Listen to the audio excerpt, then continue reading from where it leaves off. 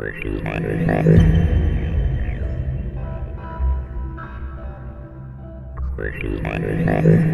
everyone, in case you're wondering where I've been kind of busy. I've been performing quite a bit and messing around with these two goofballs. And I just haven't had any luck finding cuffs anywhere. It's just been dry, and that happens. You know, you go through dry spells and stuff like that.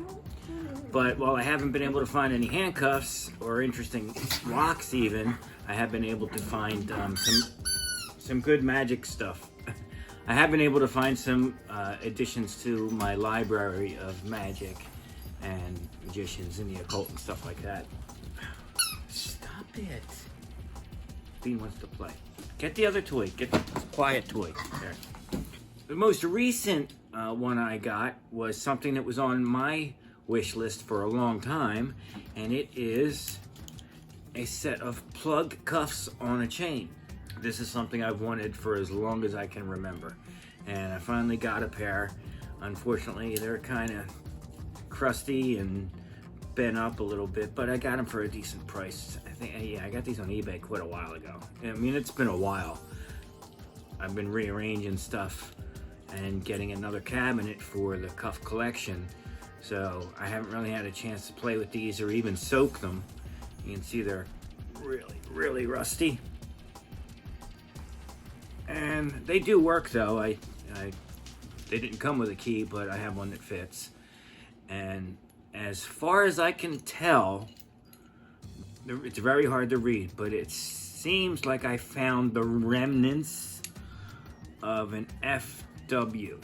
So and it looks like maybe a part of an S in there. So I'm thinking that these are probably Fitzwilliam and Sons, because they did make plug cuffs on a chain.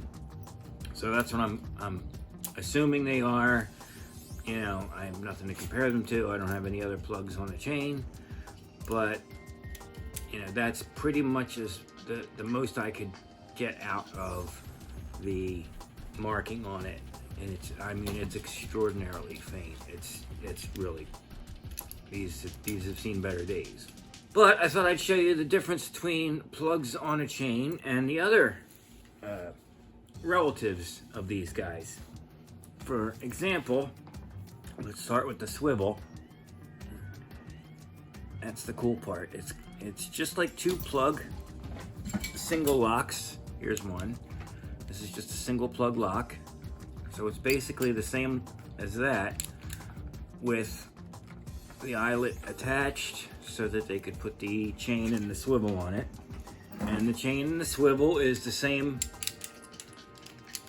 design as regular Darby's, because these are kind of thin right there compared to a different Darby swivel. And I'll show you some close-ups in a little bit.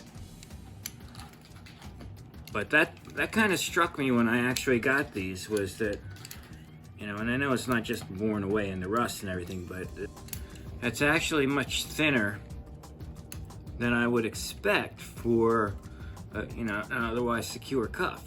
Like I said, these are the only pair I have, so I have nothing to compare them to except for a standard Darby. Again, you can see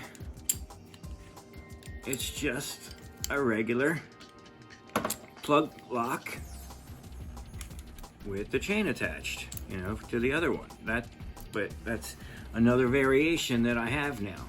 And here's your standard, regular, run-of-the-mill plug 8 handcuffs. This one I took the plug out, it's downstairs, just to show you the thing. Oh yeah, and another thing, that these guys did not come with the plugs. I don't have plugs for them. But, you know, I still have to, I'm gonna soak them and make sure that I can get them as clean as possible without losing any of the surface, really. But somebody did something to the hinge there. It looks like they tried to smooth it out. Maybe at one point in time this wasn't, you know, it was frozen or something, I don't know. And I only opened the one side right now. And another thing is, there's no other extraneous numbers on these or anything.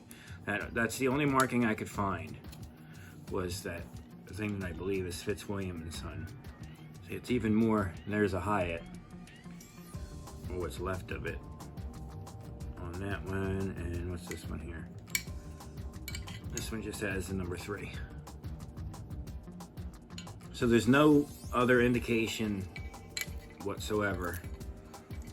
It does take your regular run-of-the-mill plug key.